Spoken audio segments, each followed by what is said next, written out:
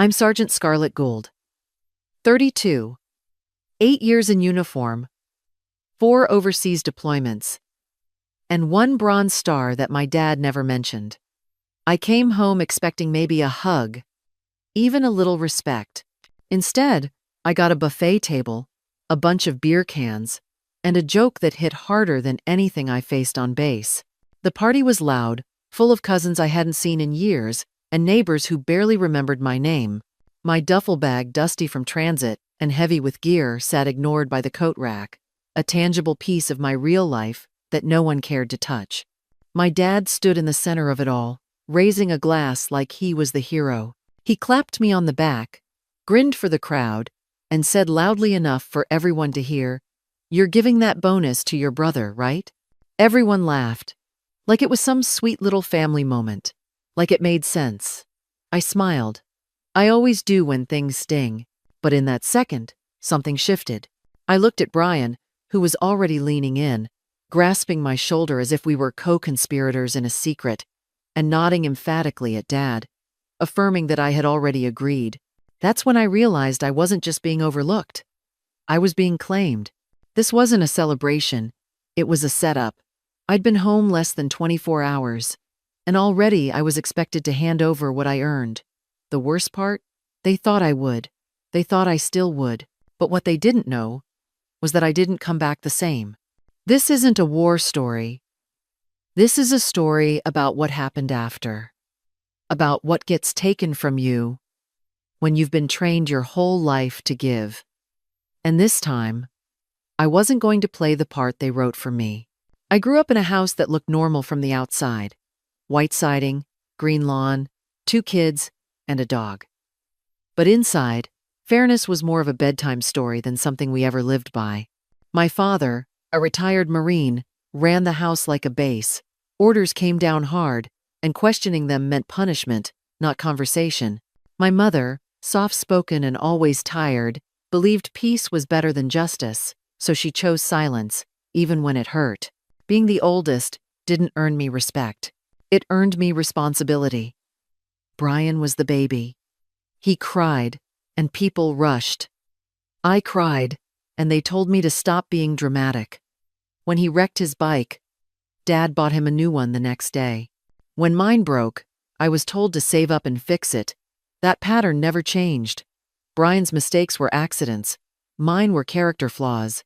I learned early that in my house, love had rules and fairness wasn't one of them. Dad liked to say, "Boys need to be built up. Girls are already strong." It sounded like a compliment when I was little. It didn't feel like one by the time I turned 12. I suspected Dad secretly admired Brian's recklessness, the kind of risky, entrepreneurial spirit he claimed to respect, but never dared pursue himself. Brian got the bigger room because he needed space to grow. I got the smaller one because I knew how to make do. At family dinners, I cleared the table while Brian played video games. If I said anything, I was starting something, so I stopped saying anything. Mom always said she admired how capable I was. That word capable, it became a curse. It meant I didn't need help. It meant I was expected to carry more, complain less, and understand things that no one ever explained to me. I remember once, Brian forgot his science project. Mom left work to bring it to him. I forgot mine once too. She told me I needed to learn responsibility. I was 10. The older I got, the tighter the walls felt. I wasn't rebellious, but I was angry in a quiet way. I got good grades, stayed out of trouble, and figured that maybe if I just did everything right, someone would finally notice me. They didn't. Brian failed a class, and Dad blamed the teacher. I made the honor roll, and they barely looked up from their phones. Eventually, I stopped waiting for praise and started making plans to leave. Joining the Army wasn't just about service. It was an escape. I didn't say that out loud back then. I told everyone it was about discipline and purpose. That was true too. But deep down, I just wanted a place where I didn't have to earn my spot in my own family. I wanted to belong somewhere that didn't require me to shrink. So I left. I trained hard. I rose through the ranks. And every time I called home, they asked about Brian first, They always did. Even from thousands of miles away, I could still feel the weight of being the one they relied on, but never really saw. The metal on my chest was real. The validation behind it, that part never made it home. The banner above the porch said, "Welcome home, Scarlett." But I don't think anyone looked at it twice. The tables were covered in red, white, and blue napkins, and someone had even baked a cake with a tiny flag on top. But by the time I arrived, the real spotlight had already shifted to Brian, and the new truck parked in the driveway like a trophy. My dad practically beamed when he talked about how Brian had started his own landscaping business. Built it from the ground up. He told anyone within earshot, like the kid hadn't borrowed money from 3 relatives and missed 2 payments on his first loan. Every time someone asked about my deployment, Dad pivoted right back to Brian. "She's tough, always has been," he'd say. "But you should see what Brian's doing now." At one point, Brian tossed me the keys to his truck and said, "Pretty cool, right?"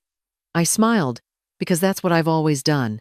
Then he winked and added, "Maybe you'll let me take your bonus for a spin." Everyone laughed like he was the funny one in the family. Like my paycheck was a party favor. I stood there holding a cup of warm punch, listening to people talk around me, not to me. It was like I was a guest at someone else's celebration. One neighbor patted my shoulder and said, "You must be so proud of your brother." I wanted to ask her if she even knew my name. Instead, I nodded and said, "Sure, proud." They called it my welcome home party, but I was background noise. The kind people say they're grateful for, then ignore. I'd worn my uniform just in case anyone wanted to ask about my service. No one did. But they all wanted to know how Brian managed to buy such a nice truck. By the end of the night, I'd smiled so hard my jaw ached. I posed for pictures next to people who didn't know I'd once pulled a fellow soldier out of a flipped Humvee. But they sure remembered that Brian once mowed the mayor's lawn.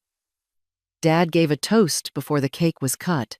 He raised his beer and said, "To family, to grit, and to Brian for making us proud." I waited for my name. It never came. Later, I was the one who quietly took down the welcome home, Scarlet banner from the porch.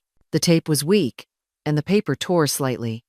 I tossed the torn banner and the American flag-themed napkins into the trash, while Brian's new truck still glistened under the streetlights. I kept clapping, even when my hands felt numb. Because that's what you do in my family. You clap for the boys. You stay grateful for crumbs. And if you dare expect more, they call you ungrateful. That night, I went home with icing on my sleeve and a silence so loud it rang in my ears. It hit me then, clear and sharp. They didn't throw that party for me. I was just the excuse they used to have it. The $10,000 bonus came as a surprise. My commander handed me the envelope during my last week on base, saying it was for outstanding leadership in a high-risk zone. I held it in my hands like it was something fragile, something earned. I hadn't even decided what to do with it yet. Maybe put it toward a down payment. Maybe save it for grad school. For once, it felt like something that belonged only to me. That feeling lasted 2 days. We were standing in the kitchen after the party, just me and Dad. He poured himself another drink, leaned on the counter like he was about to talk football. Then he said, calm as a whisper, "You should think about transferring that bonus to Brian. He's finally got momentum with his business. This could really help him take off." No ask, no question, just a gentle push dressed up as logic. My hands stayed still. My heart didn't.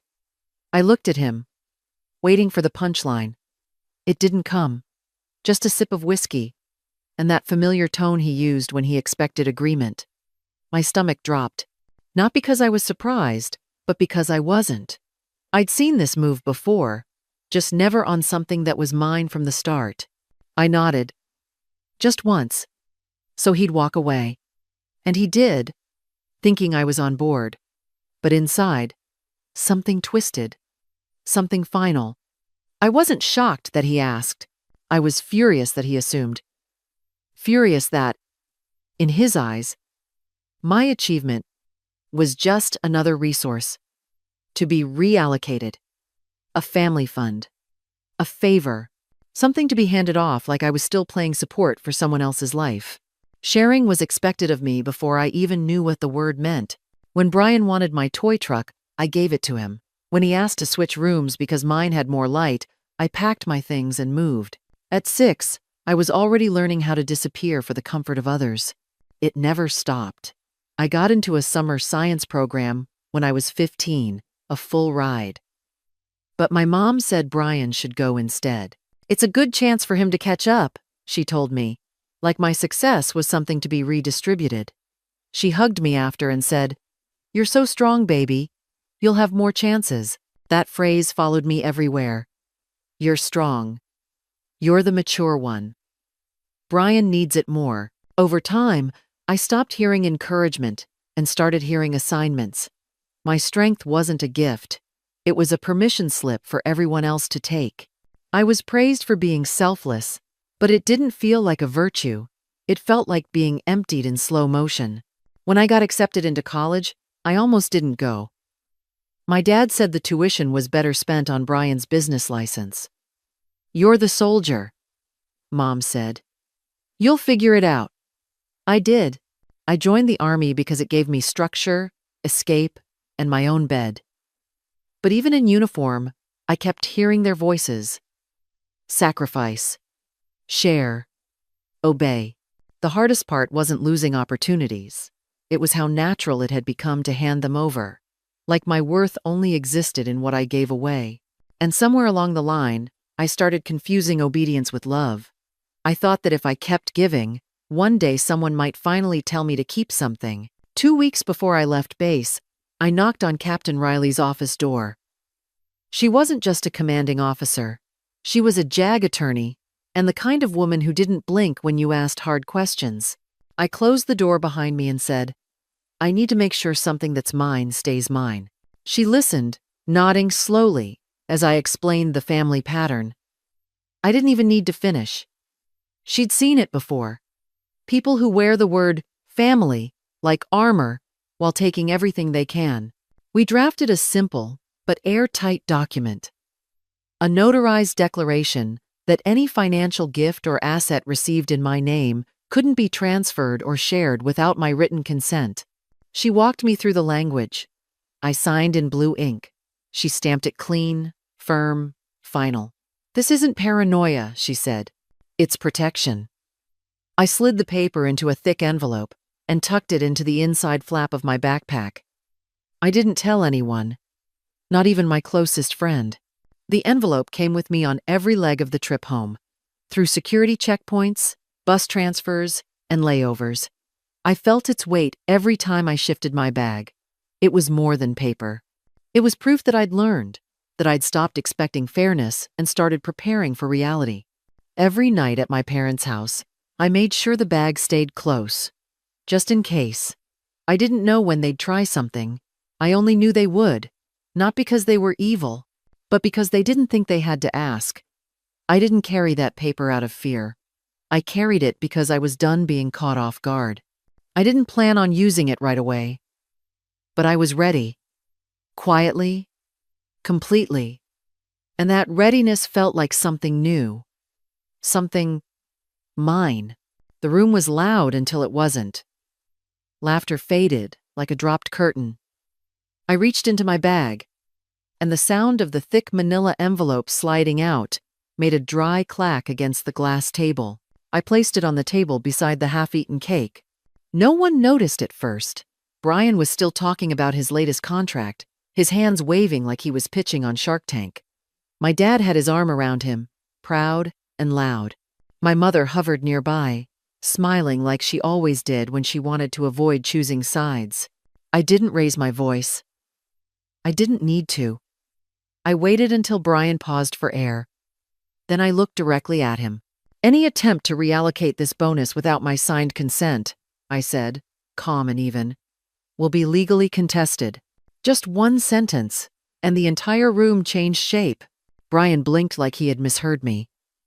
His smile vanished. My mom's face froze in that half-smile, the one she wore during awkward church small talk. My dad's drink paused halfway to his mouth. I could feel eyes turning, conversations stalling, Phones being slowly lowered. I stood still. No apology. No explanation. Just the paper sitting there, plain and official, like a line drawn in fresh concrete. My fingers stayed loose at my sides. But inside, everything braced. Not out of fear, out of clarity. Brian was the first to speak. "You brought a contract?" His voice cracked halfway through the sentence. I looked at him, not cruel, just tired. "I brought boundaries." Across the table, Mom opened her mouth, then shut it again. Dad's jaw clenched, but he said nothing. The silence that followed felt heavier than any shout. But in it, I felt taller. For the first time, they weren't seeing their daughter. They were seeing the woman who'd stopped asking for space and started claiming it. No one clapped. No one moved. The music still played, but it felt like it belonged to a different evening. My mother's mascara started to run. She didn't speak at first, just shook her head slowly, like she couldn't believe what she was seeing. Then the tears came, quiet but heavy, as if I'd done something cruel instead of something necessary. Brian looked like he'd swallowed glass. His face turned red, not from shame, but from disbelief. He kept glancing at Dad, waiting for him to fix it, to step in and put the order back together. Dad didn't yell. He just stared at me like I was a stranger. I could see his throat constrict as he fought to control his rage. Then he said, "You made a fool of this family." The words didn't sting. They landed flat, like someone trying to break a lock that had already been opened. I looked at him and said calmly, "No, I didn't make a fool of this family. I just stopped letting anyone take what belongs to me." My voice didn't rise. I didn't need to convince him. I wasn't here to explain, just to finish what I started. They didn't argue after that. Not really. A few murmurs. Some muttered phrases about pride, about loyalty. But it all sounded like static. I turned, picked up my bag, and walked out of the room like I was stepping off a stage that never felt like mine. The air outside was cold and clean. I took a breath, and it actually filled my lungs. No one followed me. I didn't expect them to. Behind me, the house kept glowing, but it felt dimmer, like a power source had finally been unplugged. I didn't cry. I didn't shake. I just kept walking. Not in anger, not in victory, just in peace. The kind that comes when you realize you're finally done performing. 1 week later, I was living in a small apartment in Austin. Nothing fancy, just mine. The kind of space where no one walked in unannounced or asked for pieces of me. In the name of love. I kept the lights soft, left the windows open, let silence move through the rooms like it belonged there. Most mornings, I drove down toward the coast, not for any big reason, just to sit and let the waves do what they do. I played old music through the speakers, rolled the windows down, turned off my phone and never turned it back on. My mom sent messages. My dad tried calling from numbers I didn't recognize. I didn't block them out of spite. I blocked them because I needed quiet more than I needed closure. The kind of quiet that doesn't demand anything from you. The kind that feels earned. On my fridge, there's only one photo. It's not from deployment or graduation. It's from that night at the party. The moment my hand held up the envelope. For a long time, I thought it made me look harsh. Now, it just looks honest. I don't know what happens next with my family. Maybe nothing. Maybe something slow. But I know this. I didn't walk away because I didn't care. I walked away because I finally did. Sometimes, love has to begin with the word no. People say boundaries break families. I don't think that's true. I think boundaries show you which relationships were real to begin with. And if you've ever had to draw a line with someone who called it love, I see you. You're not alone. And you don't owe anyone your peace. Freedom didn't roar when it came. It whispered. Just one sentence. Boundaries don't destroy families. They define them.